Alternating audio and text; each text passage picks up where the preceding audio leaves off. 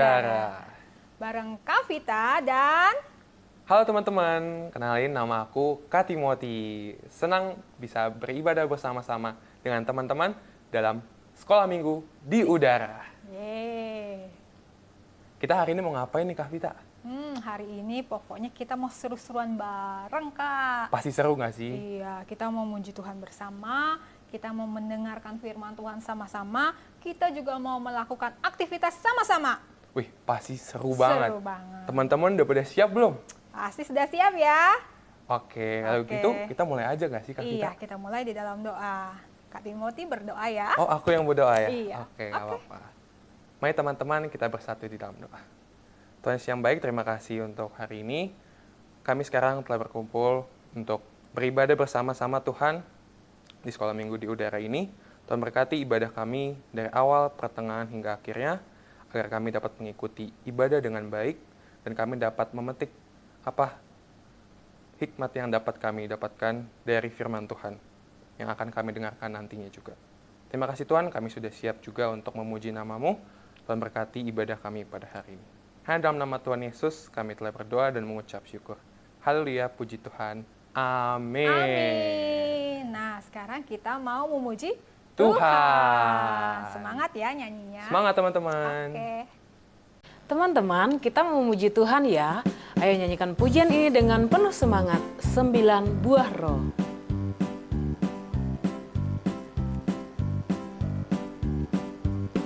Kasih sukacita, damai sejahtera, kesabaran, kemurahan, kebaikan, kesetiaan, kelemah lembutan, dan penguasaan diri. Sekali lagi dengan penuh semangat. Kasih sukacita, damai sejahtera, kesabaran, kemurahan, kebaikan, kesetiaan, kelemah lembutan, dan penguasaan diri. Dan penguasaan diri. Yeay, puji Tuhan. Teman-teman, kita masih semangat ya memuji Tuhannya. Kita mau sama-sama nyanyi pujian ini. Kita mau jaga hati kita terhadap dosa.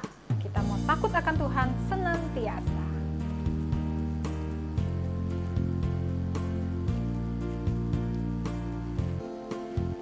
Jagalah hatimu terhadap dosa. Takutlah akan Tuhan senantiasa. Jaga hatimu. Jagalah hatimu terhadap dosa. Takutlah akan Tuhan senantiasa. Masa depan sungguh ada dan harapanmu takkan hilang. Ya, pegang tanganmu agar kau terus maju, maju, maju. Masa depan sungguh ada dan harapanmu takkan hilang. Biar hidupmu buat Yesus tersenyum. Dari awal kita nyanyi ya. Jagalah hatimu terhadap dosa. Takutlah akan Tuhan senantiasa. Jagalah hatimu terhadap dosa. Takutlah akan Tuhan senantiasa. Masa depan sungguh ada dan harapanmu takkan hilang.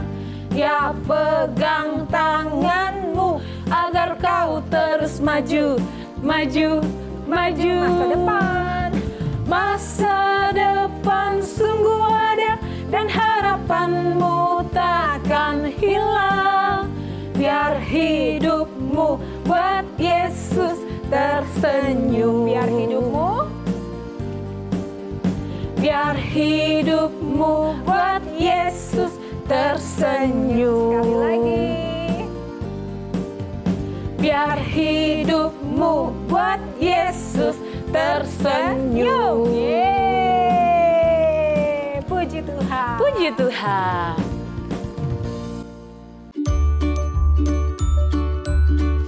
Ya, jawab ya. Equation. Yang kedua, patience or impatience. Passion. Terus, Yang ketiga, patient or impatient.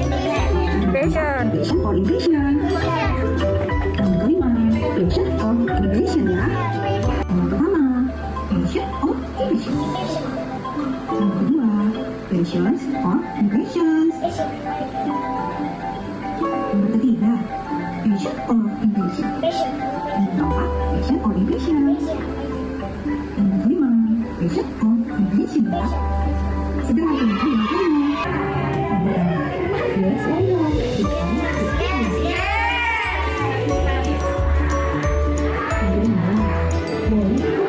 Bolehkah memilih teman? Mau. Yes or no? Bersikap ramah terhadap teman. Yes or no? Benar ya? Bersikap ramah? Yes or no? Nah, Yang kelima, yes or no? Mengucapkan makna dengan sengaja. Yang kelima, yes or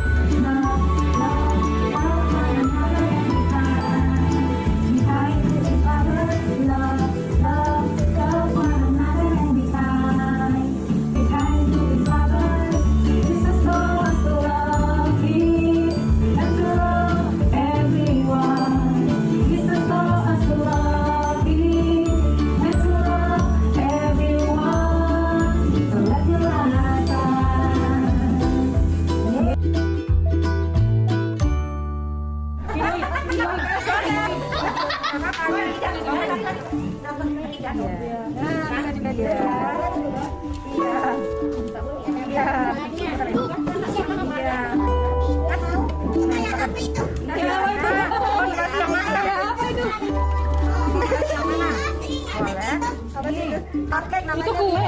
Kuenya atas itu patornya. Yang lainnya mundur dulu, mundur dulu.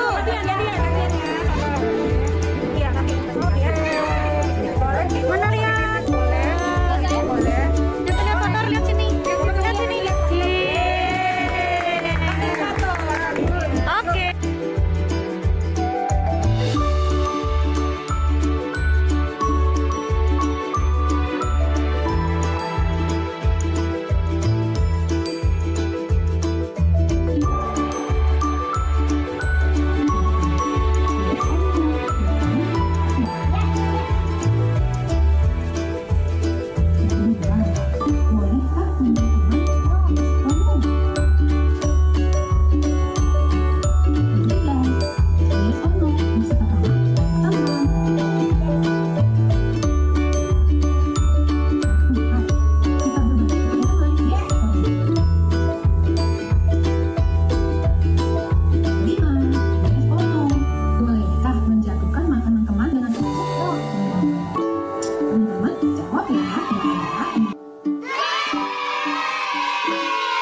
Shalom teman-teman, jumpa lagi sama Kak Desi. Nah teman-teman, tadi teman-teman sudah memuji Tuhan dengan semangat ya, luar biasa. Sekarang tiba saatnya kita akan mendengarkan cerita firman Tuhan. Pastinya teman-teman sudah siap dong. Tapi sebelum kita dengerin cerita firman Tuhan, kita mau berdoa dulu. Ayo sikap doa bagaimana? Lipat tangannya, tutup matanya dan tundukkan kepalanya. Kita berdoa. Tuhan Yesus, saat ini kami datang kepadamu, kami mengucap syukur untuk kebaikan Tuhan bagi kami. Tuhan, saat ini kami siap mendengarkan cerita firman Tuhan. Tuhan Yesus memberkati, memampukan kami, supaya kami dapat dimampukan dan mau melakukan firman Tuhan dalam kehidupan kami. Terima kasih Tuhan Yesus, ini doa kami dalam nama Yesus, haleluya, amin. Nah teman-teman, tema firman Tuhan hari ini adalah buah roh yang ke-9 atau buah roh yang terakhir, yaitu penguasaan diri. Apa teman-teman? Penguasaan diri. Ya, kalau minggu kemarin Kak Keisha cerita tentang buah roh yang ke-8, yaitu kelemah lembutan. Hari ini Kak Desi cerita tentang penguasaan diri, yaitu buah roh yang ke-9. Ayatnya ada di Galatia pasal 5 ayat yang ke-23. Teman-teman bisa buka di rumah ya. Galatia pasal 5 ayat yang ke-23. Teman-teman bisa baca di rumah masing-masing. Nah, penguasaan diri itu seperti apa ya? Kita belajar dari satu kisah seorang anak muda. Seorang anak muda yang bernama Demas. Demas adalah seorang anak muda yang baru percaya kepada Tuhan Yesus sebagai Tuhan dan Juru Selamatnya. Dia begitu semangat mau melayani Tuhan, teman-teman. Nah, itu sebabnya waktu dia diajak oleh Rasul Paulus untuk berkeliling mengabarkan Injil Tuhan Yesus, dengan segera Demas mengiyakan. Demas begitu gembira karena bisa mengikuti seorang pengkhotbah yang terkenal pada zaman itu, yaitu Rasul Paulus. Dalam perjalanannya mengikut Rasul Paulus, Demas melihat bahwa untuk mengikuti dan memberitakan Injil Tuhan Yesus, ada yang berhasil dan ada yang tidak, teman-teman. Karena hal itu tidak mudah, untuk memberitakan Injil Tuhan Yesus itu tidak mudah, teman-teman. Kadang-kadang orang bisa menerima Injil yang diberitakan atau menerima dengan baik. Tetapi kadang-kadang juga ada orang-orang yang tidak menerima atau menolak mentah-mentah itu pemberitaan Injil itu. Dan itu membuat Rasul Paulus kesusahan. Demas melihat sendiri bagaimana orang-orang memukuli Rasul Paulus, terus juga memenjarakan Rasul Paulus, teman-teman. Wah, padahal maksud Rasul Paulus itu memberitakan Injil tentang Tuhan Yesus itu adalah hal yang baik kan, teman-teman. Tetapi tidak sedikit atau banyak sekali orang yang tidak menerima itu. Mereka menolaknya mentah-mentah. Nah, Demas menjadi ragu, teman-teman, dan berpikir kembali, wah, ternyata begini ya, ketika kita memberitakan kabar Injil tentang Tuhan Yesus, bukan hal yang mudah, teman-teman. Jadi Demas berpikir lagi dan ragu, teman-teman. Apakah ia mau terus mengikuti perjalanan misi Rasul Paulus atau berhenti saja sampai di sini? Demas tidak berani membayar harga untuk pelayanan yang mulia ini, teman-teman. Demas tidak mau memberi dirinya untuk ditolak oleh banyak orang, seperti yang dialami oleh Rasul Paulus. Atau mungkin nanti ketika dia melakukan itu, dia akan dipenjarakan juga. Nah, Demas tidak mau, teman-teman, karena Demas sebagai anak muda masih ingin bersenang-senang, menikmati masa mudanya. Akhirnya Demas meninggalkan Rasul Paulus dan mengikuti jalannya sendiri. Demas tidak bisa menguasai dirinya terhadap godaan kesenangan dunia, teman-teman. Nah, apakah teman-teman juga pernah mengalami keadaan di mana teman-teman bisa menguasai diri dari godaan kesenangan dunia? Kak Desi ada satu cerita lagi, yaitu kisah kura-kura yang bawel. Di danau pegunungan, hiduplah kura-kura yang bawel. Dia sangat bawel, teman-teman. Pada saat itu, ketika dia bertemu dengan teman-temannya, dia bicara banyak tanpa jeda. Karena judulnya itu kura-kura yang bawel. Dia bicara tanpa jeda, banyak bicara tanpa jeda, dan membuat teman-temannya tuh terganggu dan jengkel. Mereka sering heran bagaimana si kura-kura bisa bicara terus-menerus tanpa jeda dan tidak berhenti, teman-teman. Akhirnya teman-teman hewan yang lain seperti ayam, itik, kuda, dan banyak lagi teman-temannya yang lain tidak mau berteman dengan si kura-kura, teman-teman, karena kura-kura terlalu bawel, teman-teman. Si kura-kura menjadi kesepian karenanya. Nah, setiap tahun di musim panas, sepasang angsa putih selalu datang ke danau itu untuk berlibur. Nah, mereka amat baik hati karena mereka membiarkan si kura-kura berbicara sepanjang yang dia mau. Jadi sepasang angsa tadi Mereka dengan sabar mendengarkan ocehan si kura-kura, kalaupun bicara tanpa henti, tapi sepasang angsa putih ini karena mereka baik hati selalu mendengarkan si kura-kura. Tetapi mereka tidak selalu di tempat itu, teman-teman. Jadi setelah musim panas berakhir, mereka kembali lagi ke tempat mereka, ke tempat si angsa putih tadi, sepasang angsa putih. Nah, si kura-kura merasa sedih karena sepasang angsa putih pada akhirnya pulang ke tempat mereka. Nah, kura-kura berbicara kepada sepasang angsa ini, bagaimana kalau kalian pergi, saya akan merasa kesepian lagi di tempat ini. Saya ingin ikut ke tempat kalian.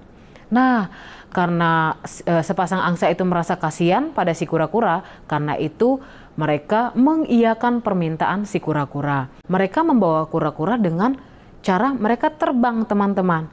Jadi ada satu ranting pohon, kura-kura akan menggigit ranting pohon tadi. Jadi sepasang angsa tadi akan membawa kura-kura terbang, teman-teman, dengan kayu yang digigit oleh kura-kura. Jadi syaratnya kura-kura harus tetap diam, karena kalau dia berbicara, kura-kura bisa terjatuh, teman-teman. Nah, kura-kura pun akhirnya mengiyakan syarat yang diajukan oleh sepasang angsa kepada kura-kura. Kura-kura harus berjanji untuk tetap menutup mulutnya. Dengan segera kura-kura mengiyakan sambil menepuk dadanya, teman-teman. Kura-kura berkata, saya si kura-kura akan menepati janji untuk menutup mulut selama perjalanan. Itu hal yang mudah dan gampang, kata si kura-kura. Jangan khawatir ya, angsa yang baik hati, katanya. Keduanya lalu memulai mengepakkan sayap dan terbang. Pergi dari danau, sebentar lagi akan membeku menjadi salju. Jadi mereka akan berpindah ke tempat yang hangat tadi. Tempat asalnya sepasang angsa tadi, teman-teman. Nah, kura-kura terbang tinggi melihat pegunungan dari tempat ketinggian. Oke, perjalanannya baik. Tibalah mereka di atas sekolah nih, teman-teman. Di mana di situ ada anak sekolah yang baru pulang sekolah. Jadi mereka terbang melewati anak-anak sekolah yang baru pulang sekolah. Jadi ada satu siswa yang meneriaki, hei lihat, ada kura-kura bodoh terbang, katanya. Kata si anak itu. Mendengar itu, kura-kura bawel tidak dapat menahan dirinya. Langsung dia membalas anak tersebut dengan berkata, apa kau bilang? Bu! Brak! Terdengar suara keras ketika tubuh kura-kura terhempas dengan keras ke tanah. Itu apa yang terjadi, teman-teman? Karena si kura-kura tidak bisa menahan dirinya. Karena dia dikatai oleh siswa tadi. Padahal dia sudah berjanji untuk tidak membuka mulutnya, teman-teman. Nah, kalau saja si kura-kura bawel dapat mengendalikan dirinya untuk tidak menjawab ocehan bocah tersebut, maka kura-kura itu bisa sampai dengan selamat di tempat tujuan. Nah, sayangnya si kura-kura bawel tidak bisa menguasai dirinya, teman-teman. Harusnya karena kura-kura sudah berjanji saya sudah berjanji, dengan sombongnya dia berjanji untuk bisa menepati janji untuk tetap menutup mulutnya, tapi dia tidak bisa menguasai dirinya, teman-teman. Nah, begitu juga dengan teman-teman. Ketika di sekolah, ibu guru menerangkan, tetapi teman-teman ada yang nggak fokus. Teman-teman tidak bisa menguasai diri. Pikirannya mau main games terus. Atau ketika harusnya mengerjakan PR di rumah, nggak mau dikerjain dong. Gimana tuh? Besok aja lah di sekolah ngerjain atau nyontek aja. Apa begitu? Nggak boleh ya, teman-teman. Atau ketika di sekolah minggu, ketika kakak-kakak sekolah minggu menceritakan cerita sekolah minggu, teman-teman asik sendiri, nggak mau duduk dengan manis. Padahal kan kalau ceritain firman Tuhan harus fokus, harus dengarin dengan baik supaya adik-adik juga bisa melakukannya dalam kehidupan sehari-hari adik-adik di rumah. Nah, kalau begitu, kalau teman-teman tidak bisa fokus atau tidak bisa mendengarkan dengan baik, teman-teman tidak bisa menguasai diri, teman-teman. Nah, teman-teman harus bisa menguasai diri, karena menguasai diri itu berarti kita mau menjaga pikiran kita, perasaan kita, atau berpikir dulu sebelum bertindak. Tidak seperti kura-kura tadi, dia bertindak tanpa berpikir yang baik. Nah, teman-teman, dalam perjalanan mengikut Tuhan, ada hal-hal yang disodorkan iblis atau dunia kepada kita agar kita meninggalkan Tuhan dan mengikuti bisikan iblis. Kalau kita baca di dalam Yohanes pasal 10 ayat yang ke-10a, pencuri datang hanya untuk mencuri dan membunuh dan membinasakan. Siapa yang dimaksud dengan pencuri dalam ayat ini? Pencuri adalah iblis yang seperti singa yang mengaum-ngaum dan berjalan berkeliling untuk mendapatkan mangsa anak-anak Tuhan yang lengah. Nah, pada saat itulah iblis menangkap kita dan membinasakan kita. Oleh sebab itu, kita perlu meminta dari Tuhan agar Ia memberikan kepada kita Roh Kudus, teman-teman, yaitu roh penguasaan diri. 9 buah roh yang ke-9, yaitu penguasaan diri agar kita tidak gampang tergoda dengan bujukan iblis. Tapi kita bisa memiliki penguasaan diri yang dari Roh Kudus yang akan menjaga kita sehingga kita sanggup menjawab tidak bagi bujukan iblis. Dengan demikian kita akan mendapatkan kemenangan, teman-teman. Jadi bagaimana cara kita menguasai diri? Yaitu kita harus mengontrol pikiran kita. Tidak boleh marah-marah, teman-teman. Atau berpikir dulu sebelum bertindak. Maka kita akan mendapatkan kemenangan. Amin. Nah, ayat hafalan kita hari ini ada dalam 2 Timotius pasal 4 ayat 5a. Kuasailah dirimu dalam segala hal. Ulangi lagi, 2 Timotius pasal 4 ayat 5a. Kuasailah dirimu dalam segala hal. Nah, sebelum Kak Desi tutup dengan doa, Kak Desi mau ucapin kepada teman-teman yang berulang tahun di bulan Juli ya. Happy birthday to Ken, happy birthday to Safira, happy birthday to Jesse. Wish you all the best and God bless you. Oke, kita berdoa ya. Mari kita berdoa. Tuhan Yesus yang baik, terima kasih untuk kebaikan Tuhan bagi kami. Saat ini Tuhan kami bersyukur, kami telah mendengarkan cerita firman Tuhan, yaitu tentang penguasaan diri. Ajar kami dan mampukan kami Tuhan supaya kami boleh memahami maksud dan tujuan dari firman Tuhan, dan mampukan kami untuk kami boleh melakukannya dalam kehidupan kami Tuhan, supaya kami boleh mengontrol pikiran kami boleh berpikir sebelum bertindak. Dan hamba-Mu juga berdoa untuk teman-teman yang berulang tahun hari ini Tuhan, di bulan Juli, yaitu Tuhan Yesus memberkati Ken, Tuhan Yesus memberkati Safira, Tuhan Yesus memberkati Jesse dalam pertumbuhannya, dalam pendidikannya ya Tuhan. Terima kasih Tuhan, ini doa kami dalam nama Yesus, haleluya, amin. Wah, seru banget ya Kak Timi firman Tuhannya. Seru banget Kriwil. Kriwil dapat pelajaran apa dari firman Tuhan tadi? Iya, Kriwil belajar untuk memiliki penguasaan diri dalam pikiran, perkataan, dan juga tindakan Kak Timi. Wah, Kriwil pinter banget ya. Iya dong. Bener banget, kita harus berpikir dahulu sebelum kita bertindak. Betul. Nah Kak Timi, terus Apa? kita mau ngapain? Kita habis ini ada aktivitas bukan? Iya, betul sekali. Aktivitasnya apa Kriwil? Ya, aktivitasnya adalah teman-teman membuat video yang isinya menghafal 9 buah roh. Bisa dalam bahasa Inggris ataupun dalam bahasa Indonesia. Semua hafal kan? Kak Timi hafal nggak? Hafal dong. Wah, keren. Oke, dan jangan lupa dikirimkan kemana Kak Timi? Ke sekolah minggu di udara. Oke. Ibadah kita udah selesai ya Kriwil? Iya, ibadah kita udah selesai Kak. Happy Sunday. God bless you. Bye-bye.